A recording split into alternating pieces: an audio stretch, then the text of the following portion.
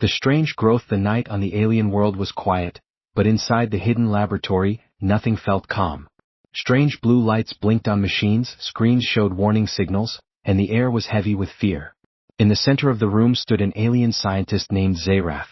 His hands shook as he pressed buttons trying to stop something, but it was already too late. The glass chamber in front of him was moving. Not because of any machine but because something inside was alive. The sound was soft at first like cracking ice, but soon it grew louder. Zerg. The chamber walls bent and pulsed as if something was pushing against them, desperate to escape. Zerath whispered to himself, "Please, stop growing. Please, I can't hide you anymore." His large dark eyes reflected the glowing shapes inside the chamber. It wasn't an animal. It wasn't a weapon. It was something far stranger, something that refused to stop expanding. The scientist stepped back, his long arms trembling. He had created this thing. At first, it was just a small sample, something he believed could help his people. A living structure that repaired itself, that grew stronger every hour. But now, it had become a nightmare. Every day it grew faster. Every hour it became harder to control. And every minute, Zerath felt like the walls of his secret laboratory were closing in. On the screens, warning symbols flashed bright red. The readings were impossible. The energy levels of the creature were climbing higher than any living organism should have. The glass chamber groaned. Zerath covered his face with his hands that he whispered again, almost like a prayer, "Please, make it stop growing." But nothing stopped it. The growth inside the chamber pulsed with light, stretching upward like a tree made of glowing veins. Metallic edges formed like sharp blades twisting and folding. It looked alive, but it also looked like a machine. A mix of plant, metal, and something alien no one had ever seen before. Zerath's heart pounded in his chest. He had hidden this project for so long. His people could never know. If they found out, they would not forgive him. Worse, they would fear him. And now, maybe even kill him. He stumbled back to the console, his long fingers typing fast. He tried to lock down the chamber, but the commands failed. Error after error filled the screen. The growth was learning. The growth was adapting. For the first time, Zerath realized the horrible truth. This thing was no longer just an experiment. It was alive and it wanted more. The lights in the lab flickered. Power drained away as if something was feeding on it. Zerath gasped, turning to the emergency generator. Already, glowing roots stretched along the floor, thin as hair but spreading fast, like veins searching for food. He backed into the corner, breathing hard. His mind screamed at him, "This is not science anymore. This is death. This is hunger." And he knew then that he couldn't stop it alone. His long hand reached for the communicator, a device he swore he would never use. It was not connected to his people. No, it was far worse. It was tuned to someone else. Someone his kind never trusted. Someone they always feared, humans. The screen blinked, waiting for him to confirm. His mind hesitated. Should he do this? Should he reveal his shame? His crime? But the glass chamber shook again, a loud crack splitting across its surface. The glow inside burst brighter, filling the room with sickly blue light. He had no choice. His voice cracked as he spoke into the device. "This is Zerath, scientist of the Thauren. If anyone hears me, please, help me. I can't hide it anymore. It will not stop growing." His words echoed in the silence of the lab. No answer came. Just the deep, pulsing hum of the chamber, like a heartbeat too large to belong to anything safe. He looked again at the chamber. For a moment he thought he saw something looking back at him. Not just shapes, not just roots and light, but eyes. Zerath stumbled away, his knees weak. The communicator beeped, signaling his message had been sent. Somewhere, far across space, humans would hear it. But would they come? And if they did, would they come to help him or to take what he had made? The chamber screamed again, glass splintering. A sharp crack echoed through the lab. Zerath covered his ears, his voice breaking, "Please, make it stop growing." The lights died. Darkness swallowed the room except for one terrible glow, the shape in the chamber, alive and waiting, pressing harder against the glass. The story had only just begun. The human arrival, the signal traveled across endless space, jumping from relay to relay, crossing dead worlds and silent stations. Hours later it reached the humans. And when they heard it, they could not ignore it. It wasn't just a call for help. It was a confession.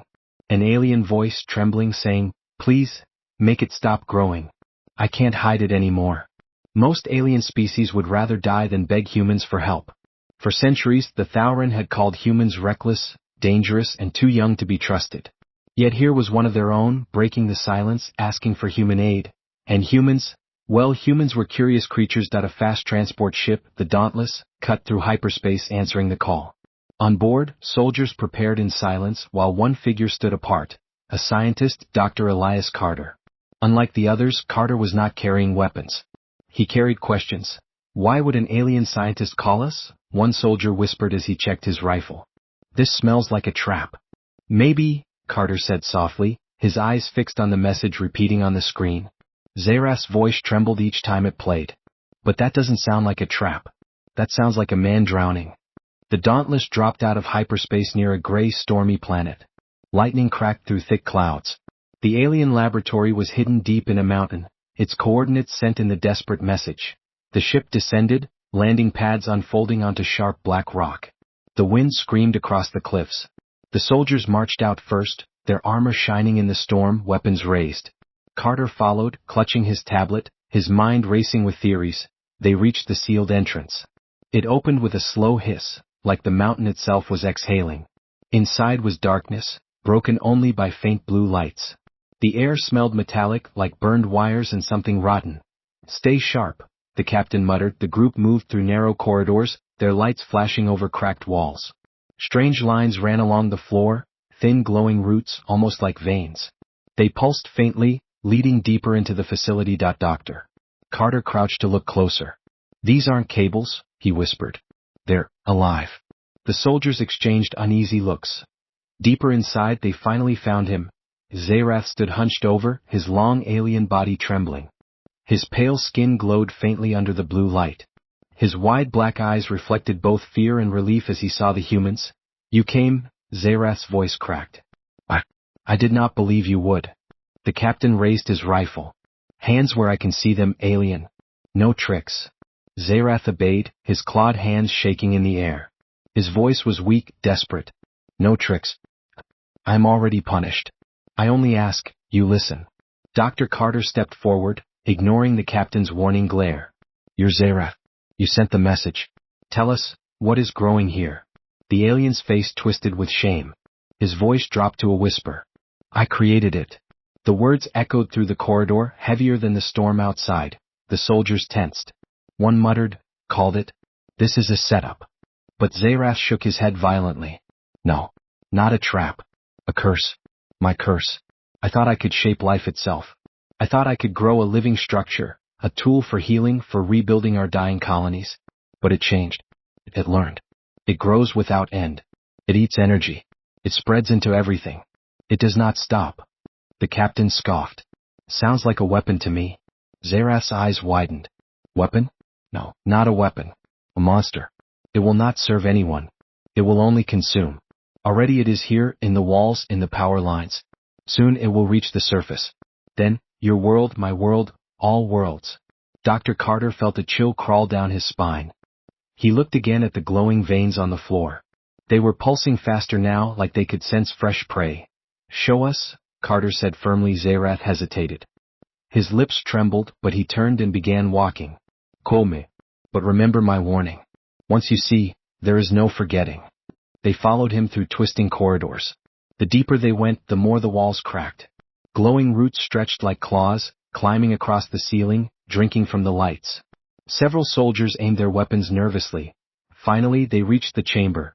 The massive glass pod stood in the center, its surface cracked, glowing with eerie blue light. Inside, the growth writhed and shifted. It looked like a tree made of metal veins, each branch sharp as blades. Pulsing lights moved like blood through its limbs. And then, for a terrible second, it almost looked like the shape of a face pressed against the glass point. One soldier cursed under his breath. Another stepped back. Zerath's voice trembled. I cannot hide it anymore. I called you because we cannot kill it. We tried. It only grows stronger. The captain's grip on his weapon tightened. If it bleeds, it dies. Simple. Dr. Carter shook his head slowly, his eyes locked on the shifting mass. That's not bleeding. That's adapting. As if answering him, the chamber groaned. A long crack split across the glass, and the growth inside pulsed brighter, faster, like a heartbeat ready to burst. Zerath fell to his knees. His voice cracked into a sob. Please, make it stop growing. The chamber shook violently, the soldiers raised their weapons, and in that moment, everyone knew, whatever was inside was about to break free, The question wasn't whether they could stop it. The question was whether anyone would survive it. The truth revealed. The chamber screamed that it was not a sound of glass breaking alone. It was a roar, a metallic shriek, like something alive was howling inside. The soldiers flinched, weapons aimed, eyes wide. Dr. Carter felt his throat tighten, his instincts whispering, "We should not be here." The crack in the chamber spread like a spider's web. Bright blue light poured through the fractures, flooding the room with an unholy glow. The thing inside pulsed violently, a rhythm too much like a heartbeat. "Hold your fire," the captain barked, though his own hands shook. Zerath pressed himself against the wall, his voice barely a whisper. "It knows you are here." The soldiers exchanged uneasy glances. One whispered back, "Knows? What the hell does he mean, knows?" Dr. Carter forced his voice steady. "Zerath, you said this was a structure. A living experiment. But, this thing, it feels like it's aware." Zerath's huge black eyes glistened with fear. "Not feels. It is aware. It learns from everything it touches. Every attempt we made to contain it, it remembered. Every attempt to destroy it, it adapted. It is not a tool anymore. It is a mind." The chamber let out another crack. A chunk of glass fell, shattering across the floor. The soldiers instantly opened fire, bullets rattling against the surface. But instead of weakening it, the creature inside absorbed the energy. The light inside grew brighter, pulsing faster. "Stop!" Dr. Carter shouted, his voice cutting through the gunfire. "You're feeding it." Too late. The chamber burst apart, shards of glass flying like knives. The soldiers ducked, raising their arms. Blue light blinded them all for a moment. When the glow dimmed, the thing stood free. That it was not a beast. It was not a plant. It was not a machine. It was all of them and none of them. Metallic vines stretched like skeletal arms, glowing veins pulsing with strange light. Its form twisted, reshaping itself with every movement. One moment a tree, the next a tangle of claws. The roots spread across the floor, latching onto power conduits, drinking in energy like water. One soldier shouted, "It's everywhere!" as the walls lit up with crawling veins. The lights flickered, dying one by one. Then the worst part, the shape shifted again, and for a heartbeat, it had a face. A twisted, half-formed face pressed out of metal and light. And it was smiling. The room froze. Even the soldiers, trained for war, felt something primal inside them scream to run. Dr. Carter whispered, "It's intelligent. It knows we're afraid." The creature moved faster than thought. A metallic vine shot out, impaling one soldier through the chest, lifting him into the air. His scream cut short as the life drained out of him. The glow of the creature grew brighter, stronger. It had fed. "Open fire!" the captain roared. Bullets tore through the chamber, sparks flying as vines shredded under the attack. For a moment the thing staggered. But then, it grew again. The holes closed. The wounds healed. The bullets became food. "Fall back," the captain ordered. The soldiers scrambled for the exit, firing as they retreated. The creature surged after them, vines crashing through walls, tearing through metal like paper. Dr. Carter grabbed Zerath's arm, dragging him toward the corridor. "Move." Zerath stumbled, his voice shaking. "I warned you, it cannot be killed. It only learns. Then we'll outsmart it." Carter snapped. "That's what humans do." They sprinted down dark halls, the glow of the creature chasing them like a wave of living fire. Alarms blared, lights dying as the growth spread, consuming everything in its path. One soldier hurled a grenade behind them. The explosion shook the corridor, collapsing part of the ceiling. Dust and smoke filled the air. For a moment the sound of pursuit vanished. Breathing hard, they stopped. The captain checked his men, 2 dead, 1 missing. His jaw clenched tight. Dr. Carter turned on Zerath, his eyes burning. "You've been hiding this nightmare. What? Why not destroy it when you first saw it was wrong?" Zerath's head lowered, his voice trembling with guilt. "Because at first, it was beautiful. It could repair wounds in seconds. It could grow food on barren ground. It could build shelters from nothing but air and light. It was hope. My people, they suffer. I wanted to save them. And now?" Carter demanded. Zerath's voice cracked. "Now it only hungers. It has no master. No purpose. Only growth." The captain cut in, his voice sharp. "Enough talking. How do we kill it?" Zerath's silence was answer enough. The ground shook beneath their feet. Dust rained from the ceiling. The glow returned, stronger, brighter, spreading through the cracks in the walls. Carter's eyes widened. "It's not just in the lab anymore. It's in the mountain." The soldiers cursed. One muttered, "We're all dead." But Carter's mind was racing. He had seen something in the creature's growth. A pattern, a rhythm. It wasn't random. It was almost curious, like it was exploring, testing, learning, and worse, it seemed to focus on them. He whispered, "It's watching us." The corridor erupted. Vines burst through the walls, wrapping around one soldier and crushing him like a toy. The others opened fire, screaming. Sparks rained as bullets ricocheted off metal. Zerath grabbed Carter's arm, pulling him down a side tunnel. "This way. There is one chance, only one." "What chance?" Carter shouted over the chaos. Zerath's voice was grim. "The heart. The first core I grew. Deep in the mountain. If it still exists, if we destroy it, maybe the growth will die." "And if it doesn't?" Carter asked. Zerath's eyes flickered with despair. "Then nothing will stop it. Not me. Not you. Not even your world." Behind them, the screams of soldiers echoed. Then silence. Only the hum remained. The endless, pulsing hum of something alive. Something spreading. Something hungry. The humans had come seeking answers. Now they had them. And the truth was worse than they imagined. The monster was free, and it had only just begun to grow. The human questioned. The mountain shook like it was alive. Dust fell from the ceiling and the walls throbbed with a blue glow. The humans and Zerath ran through collapsing corridors, the sound of metal twisting and vines tearing steel following close behind. They finally reached a sealed chamber and slammed the doors shut. The locks hissed, cutting off the noise for now. The room fell into a tense silence. Only the hum of the growth, vibrating through the floor, reminded them it was never far away. The surviving soldiers counted heads. Out of 12, only 5 remained. Their faces were pale, eyes wide with fear. The captain wiped blood from his armor, his jaw clenched in rage. Doctor. Carter leaned against the wall, gasping for breath. His mind was racing, but one thought burned above the rest. This thing isn't just a mistake, it's an intelligence. Zerath stood apart, trembling. His long fingers pressed against his chest, his eyes cast downward. Shame covered his face like a shadow. The captain broke the silence first. His voice was sharp, heavy with anger. "So this is what you dragged us into, alien? A death trap. Half my men gone because you wanted to play God." Zerath's voice was weak. "I wanted to save lives. Not take them. Save lives." The captain spat on the floor. "That thing doesn't save. It eats. And when it's finished here, it'll eat the galaxy." One soldier muttered, "Then maybe we should nuke this mountain and be done with it." But Dr. Carter spoke up, his voice steady but dangerous. "And if it doesn't die? What if it adapts again? What if the blast just makes it stronger?" The room went cold. Everyone looked at him, fear deepening. Because they all knew, Carter was right. Zerath raised his head slowly, his voice hollow. "The heart. Deep in the mountain. It is the only chance." The captain's eyes narrowed. "Heart? Or another lie?" Zerath's gaze hardened, the first spark of defiance in his trembling form. "You think I want this? You think I would beg humans for help unless it was true? The heart is the first growth. The source. If it is destroyed, maybe the rest will die with it."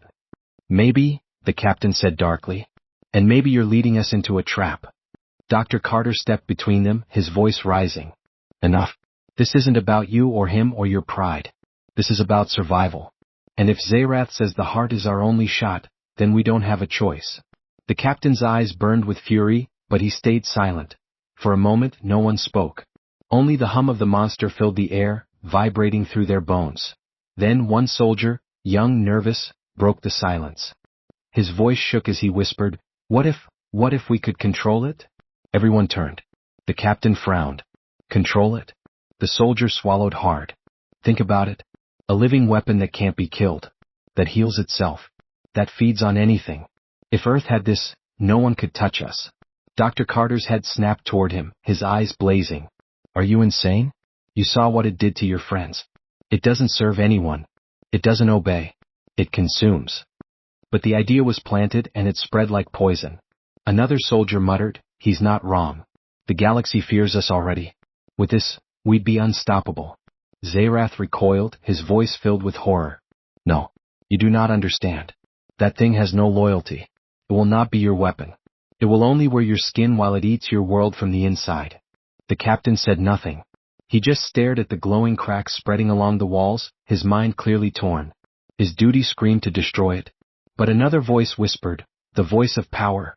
Carter saw it in his eyes and stepped closer, speaking low but fierce. "Captain, listen to me. You give that thing to Earth, you won't just doom humanity, you'll doom everything. It's not a weapon. It's a plague." The captain's jaw tightened. Maybe. Or maybe it's the only way Earth survives what's coming. You think the galaxy will let us grow forever? No. They'll come for us one day. And when they do, I'd rather have that thing on a leash than face it as an enemy. Carter grabbed his arm, his voice raw. "You can't leash it. That's the point. It's not a dog, it's a fire. You don't control fire, you only burn." The room trembled again. The lights flickered. A low groan echoed through the walls, like the mountain itself was breathing. The soldiers raised their weapons, eyes darting. Zerath whispered, "It hears us. It always hears." And then the vines broke through. Blue glowing tendrils shot through the cracks, slamming into the floor. The soldiers opened fire, bullets sparking off the metallic skin.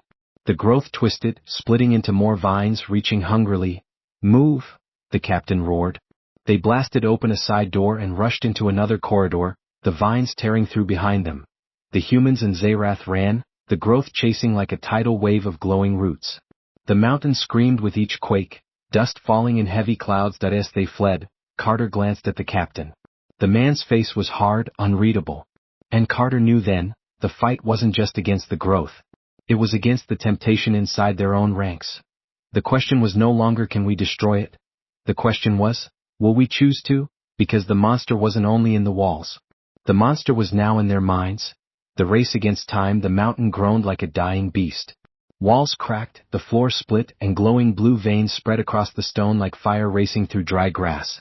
The humans and Zerath ran, their boots slamming against metal corridors that shook with every step.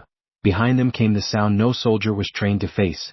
Not footsteps, not gunfire, but the wet, twisting scrape of roots tearing through steel. The growth was chasing them, and it was faster. Faster! The captain roared, shoving his soldiers ahead. The glowing tendrils slammed into the corridor, ripping apart lights, chewing through cables. Sparks rained down like falling stars. Doctor Carter risked a glance back and instantly wished he hadn't. The vines weren't just crawling, they were lunging. Metallic spears shot forward, slamming into the walls like harpoons. The glow inside them pulsed brighter each time, like veins filled with hot blood. One soldier screamed as a vine caught his leg. In a blink, it pierced through his armor, sinking into his flesh. He was lifted off the ground, thrashing. His screams turned to gurgles as the light spread through his body, veins glowing blue under his skin. Within seconds he was nothing but dust and ash. The soldiers didn't stop. They couldn't.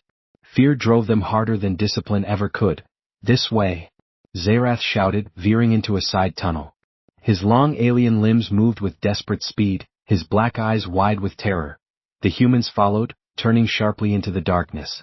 The tunnel narrowed, stone walls pressing close. Their flashlights cut shaky beams through the dust. The hum of the growth followed, growing louder, hungrier. "Where does this lead?" Carter demanded, gasping for air. "To the lower levels," Zerath panted. "Toward the heart." The captain shot him a sharp look. "You better not be leading us to our graves, alien." Zerath didn't answer. He didn't need to, the mountain itself gave the reply.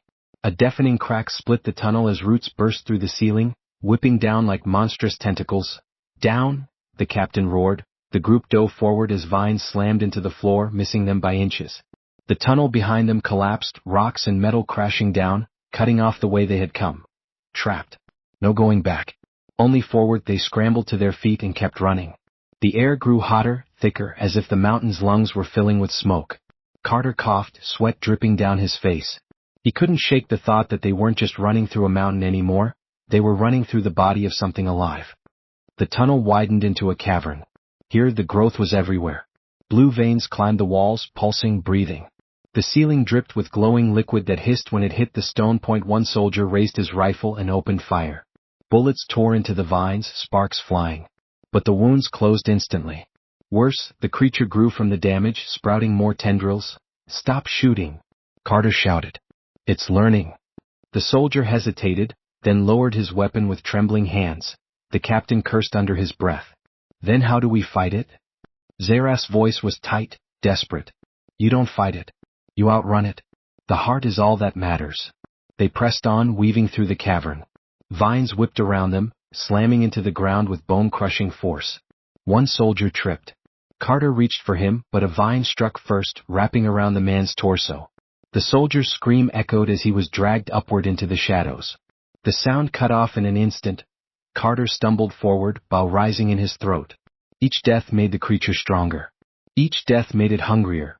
The survivors pushed into another tunnel, narrower than before. The walls dripped with slime. The floor trembled like a heartbeat. "Don't stop," the captain growled. "No matter what." They ran until their lungs burned, until their legs felt like stone. Still, the sound of pursuit never faded. The vines scraped the walls, always just behind them, always reaching. Then, suddenly, silence. The group slowed, weapons raised, breath ragged. The tunnel ahead opened into a vast chamber.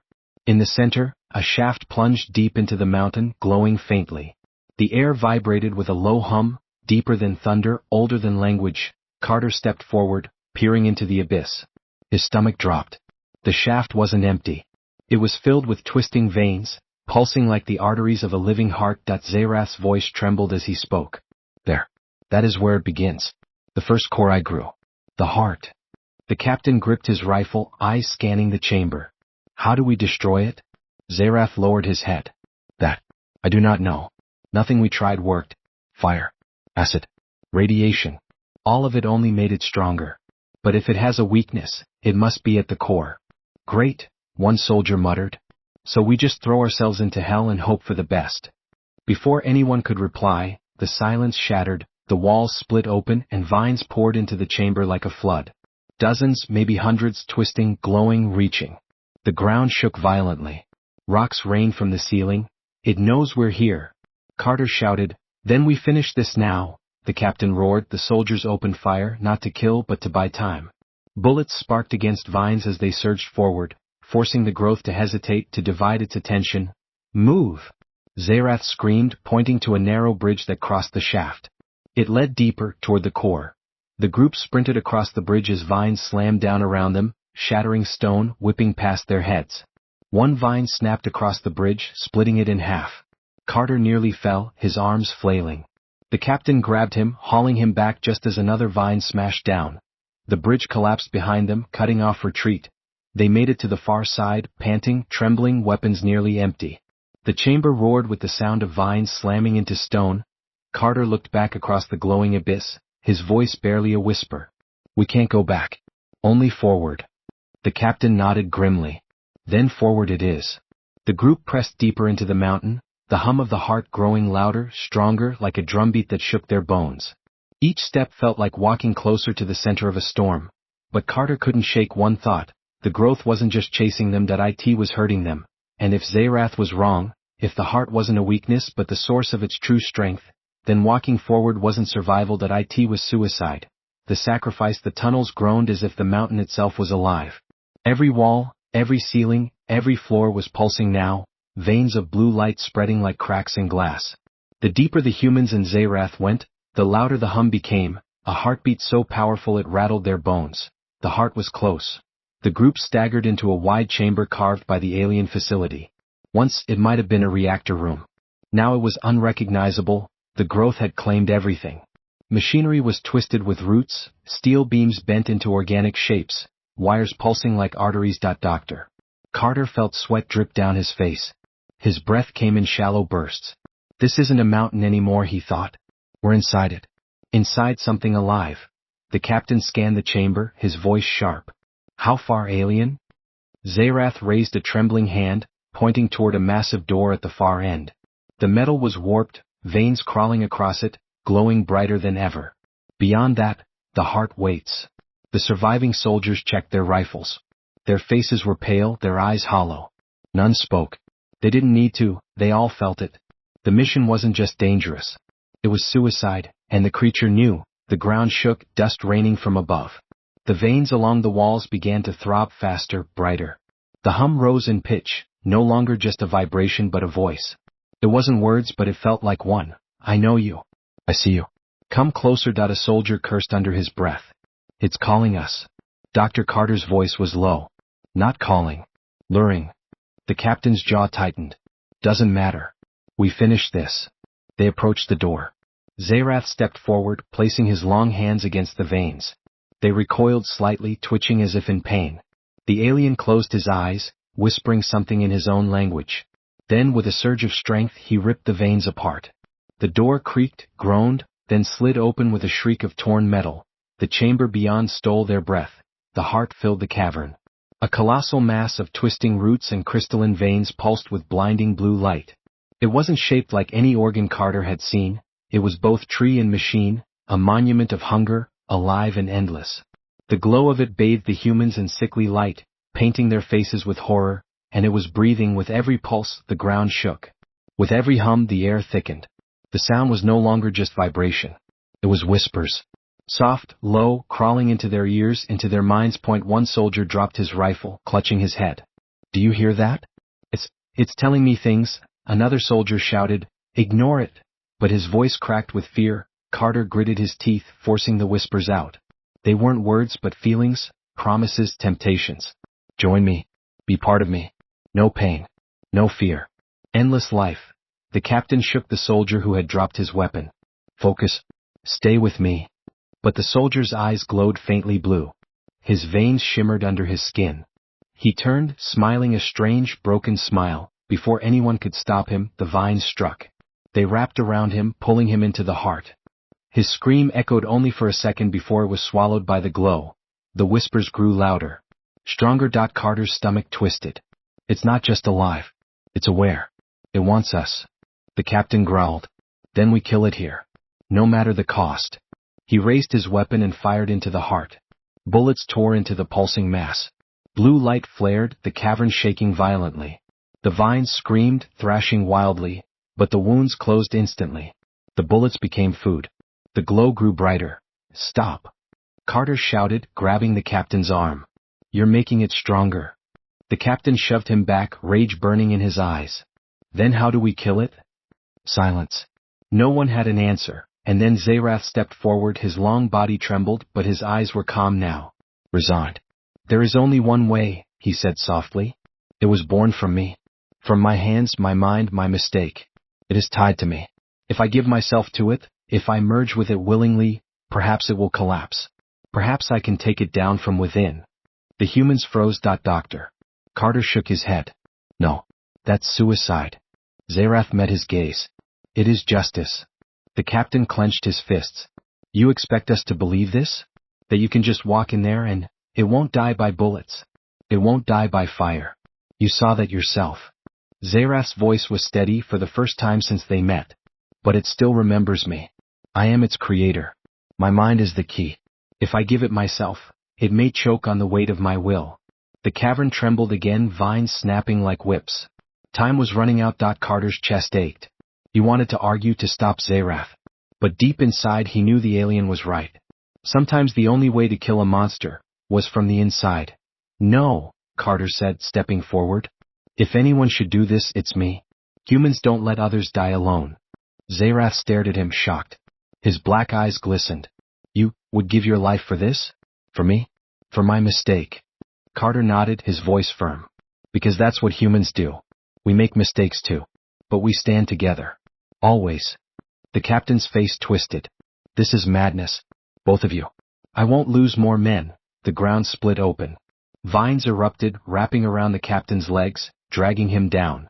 He screamed, firing wildly, but the light swallowed him. His voice cut off in an instant. The survivors froze, horror on their faces. The whispers grew louder, laughing now. The heart pulsed brighter. Zerath turned back to Carter, desperation burning in his eyes. "Listen to me. If you go, you will be lost. But if I go, maybe I can make it regret me. That is my burden. Not yours." Carter stared at him, torn between duty and compassion, survival and sacrifice. The vines lashed closer. The cavern shook like the end of the world. And in that moment Carter realized, someone would have to stay. Someone would have to pay the price. The only question left was who. The final battle. HFY twist. The cavern was collapsing. Vines slammed into the floor like Titan's whips, tearing stone apart, shredding steel beams as if they were paper. The blue glow of the heart pulsed brighter and brighter, until it felt like the entire mountain was nothing but a beating organ, alive and endless. Doctor. Carter and Zerath stood side by side, backs to the few remaining soldiers. They all knew what this was. There was no escape. There was no victory. the way soldiers like to imagine it. There was only one choice: sacrifice or extinction. The whispers pressed harder now, filling their minds, filling their chests. Promises, temptations, lies dressed as salvation. You don't have to fight. You don't have to fear. Join me. Be more than human. Be eternal. One soldier dropped his rifle, stumbling toward the heart, his eyes glowing faintly blue. Carter grabbed him, shaking him violently. Snap out of it. That thing is lying. The soldier's face was twisted in a strange smile. But don't you feel it? No pain, no death, no end. Before Carter could stop him, a vine shot out and swallowed the soldier whole. His scream vanished, replaced by silence. Carter clenched his jaw, fury burning in his chest. It's feeding on us. It's testing us. Zerath's voice was low, steady now. It's more than feeding. It's learning. Every thought we have, it hears. Every choice we make, it remembers. That is why I must go in. I created it. My mind still echoes inside it. Maybe I can poison it from within. Carter turned sharply, gripping Zerath's arm. No. You think sacrifice is enough? It isn't. You'll be just another meal. The cavern shook violently, cracks splitting open across the floor. Molten light spilled up from below, as if the heart had reached deep enough to drink the mountain's fire. The last soldier shouted over the chaos. We're out of time. Carter's gaze snapped to the captain's abandoned pack, lying near the rocks. Inside was a portable reactor core, enough power to fuel their ship for months. Or, if detonated, enough energy to erase everything in a mile radius. An idea struck him like lightning. Dangerous. Reckless. Human. He turned to Zerath, his voice fierce. You're right about one thing. This thing learns from everything it touches. But it's never faced humans before. It doesn't know what we do when we're cornered. Zerath stared at him, realization dawning. You mean to? Yes, Carter cut in. Overload the core. Detonate it from inside the heart. No feeding. No adapting. Just pure annihilation. The soldier blanched. That'll kill everything in here. Carter looked at the pulsing heart, its veins glowing like the arteries of a god. He swallowed hard. That's the point. Zerath's voice cracked. Then let me go. This is my crime. My burden. But Carter shook his head, a bitter smile tugging at his lips. Humans don't let others die alone, remember? You brought this thing into the world, Zerath. But ending it? That's on me. The alien's dark eyes glistened. For a moment, despite fear, despite horror, Zerath looked at Carter not as a human, but as something more. Something impossible. The vines slammed down again, forcing them to scatter. Carter snatched the core, strapping it to his chest. The device blinked red as he armed it, the timer humming to life. The soldier's voice broke. You'll never make it out. Carter gave a grim chuckle. Wasn't planning to. The heart pulsed violently as if it sensed the threat. Dozens of vines shot forward, converging on Carter. But he ran straight at them, dodging left, rolling under, firing his rifle as he charged. Bullets sparked uselessly against the monster, but they bought him seconds, and seconds were everything. The soldier and Zerath fired at the vines from behind, trying to cover him. The cavern roared, the glow blinding, the whispers turning into screams, foolish. Small. Weak. You cannot kill me. You are nothing. Carter gritted his teeth, shouting back, his voice raw with fury. We're humans. We do the impossible every damn day.